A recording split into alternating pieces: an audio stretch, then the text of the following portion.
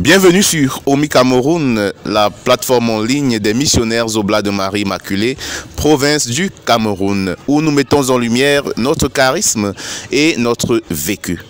Aujourd'hui, nous nous retrouvons dans cette communauté pour la messe de clôture de l'année académique 2021-2022. Je vous propose donc de suivre ce reportage.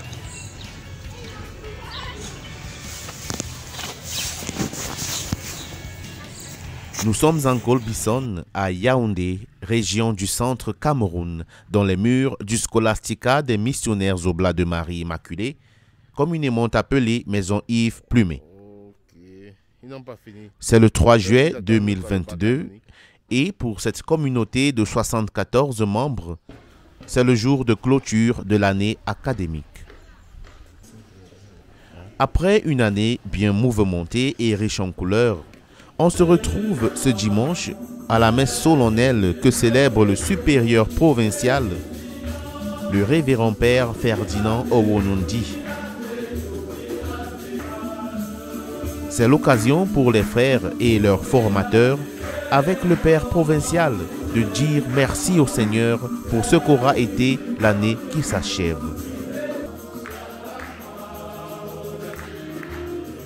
On est bien content au rythme de ces chants de joie. Les frères scolastiques se préparent à aller en vacances, mais ne cessent pas d'être missionnaires. Ce fut donc l'occasion pour le provincial de rappeler à ses jeunes confrères en formation la fidélité à leur appel. Et il a besoin d'une réponse concrète qui n'est pas que l'effet d'un instant, mais une réponse qui dure dans le temps et qui résiste aux intempéries du temps. Voici que je vous envoie comme des agneaux au milieu des loups. La société dans laquelle nous vivons se présente comme une société de loups, de fauves. C'est une société qui peut nous corrompre de manière très lente, nous ronger comme un ver sans que nous nous en rendions compte. Mais nous nous retrouverons une fois au bout du gouffre et nous nous demanderons comment cela est-il possible et comment cela est arrivé. Nous devons donc être conscients qu'il nous envoie dans une société difficile. Et cette société nous invite donc à être conscients de notre vulnérabilité. Celui qui est conscient de sa vulnérabilité est averti et il prend les dispositions pour ne pas s'exposer au loup. Mais celui qui n'est pas conscient s'expose et quand il est dévoré, il n'existe plus. C'est notre vocation, c'est un appel qui dure dans le temps. Les jeunes frères sont appelés à s'abandonner au Seigneur qui les envoie dans la société comme des agneaux au milieu des loups. En guise de gratitude pour les belles expériences vécues en la maison Yves Plumet, les jeunes oblats qui terminent le parcours de philosophie et de théologie ont tenu à offrir des dons pour marquer leur attachement à cette maison. Ils n'ont surtout pas manqué de s'exprimer verbalement, tout en adressant un message d'espérance à leurs jeunes frères qui doivent continuer. Tout de suite, Jésus est heureux. Et puis, je suis dans le mélange des sentiments. À vrai dire que c'était beau d'être au Cameroun, et spécifiquement dans la maison Yves Plumet. Ce que je peux dire comme expérience, c'était la fraternité, c'était l'amour. Je partageais avec mes confrères. Et puis, pour ceux qui viennent ou bien pour ceux qui restent, moi je vous demande d'aimer notre congrégation, d'aimer notre charisme, de servir les pauvres. Et puis, la fraternité vraie et honnête.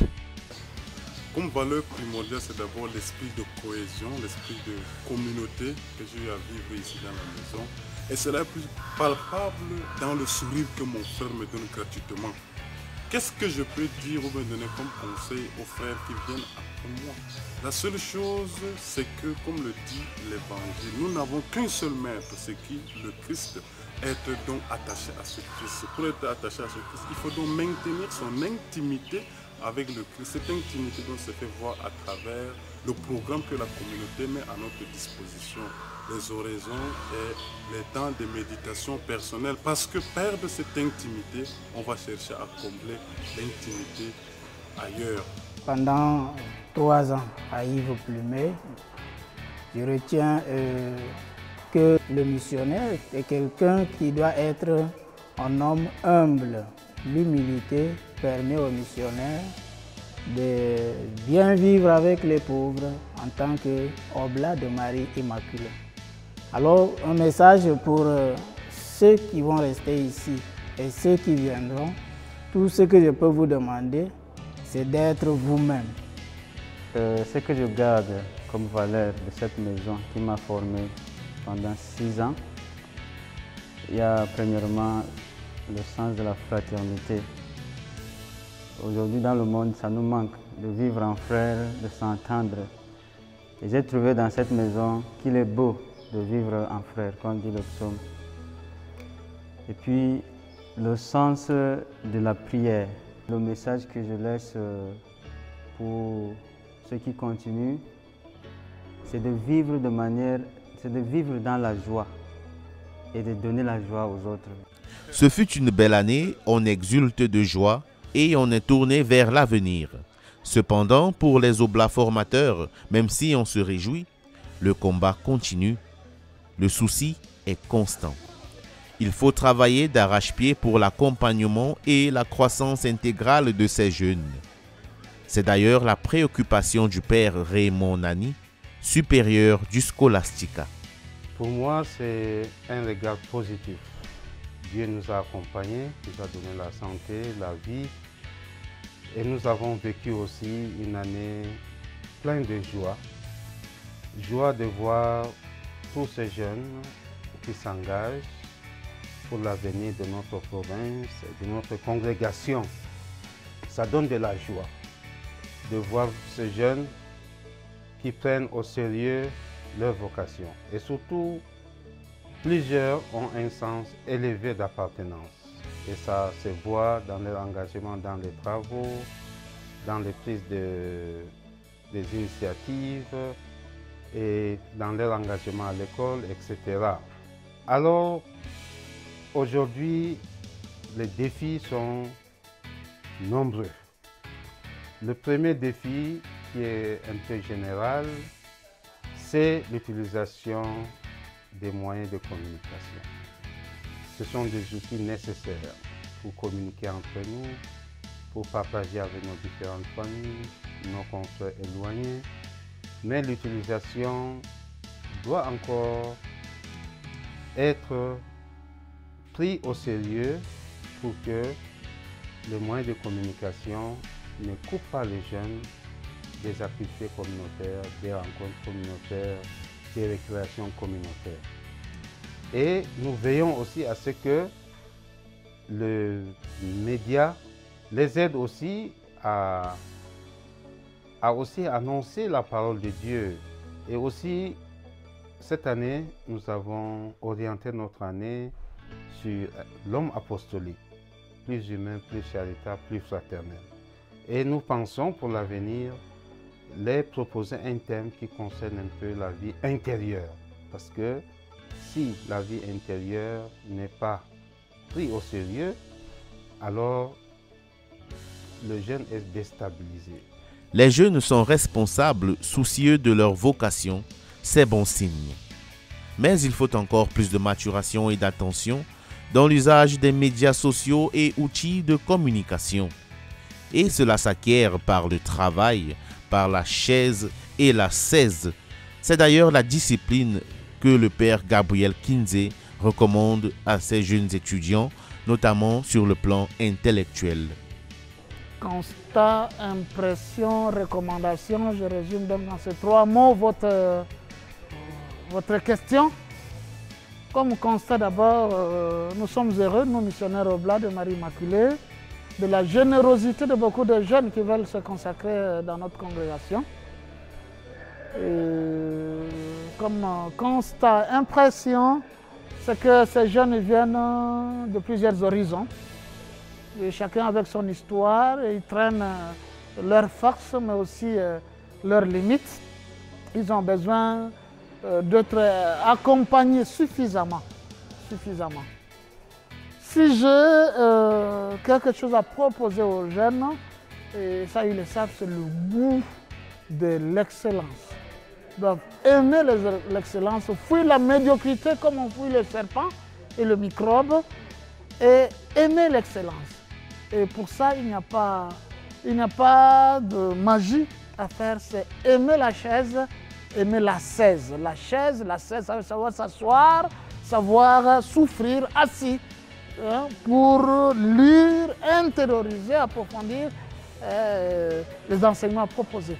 Mais aussi porter dans la prière, hein, tout ce qui est proposé, hein, comme rythme, comme formation. On vise l'excellence et pour ce faire, il faut aimer la chaise et la 16. Par ailleurs, pour une bonne performance académique, il faut aussi se nourrir, être en bonne santé et cela coûte cher. Le frère Ernest Mbemba, économe de la communauté. Alimentation, élevage, santé, entretien véhicule, etc., etc. La santé, c'est un problème majeur ici dans notre maison. C'est une des rubriques où on a eu à beaucoup dépenser.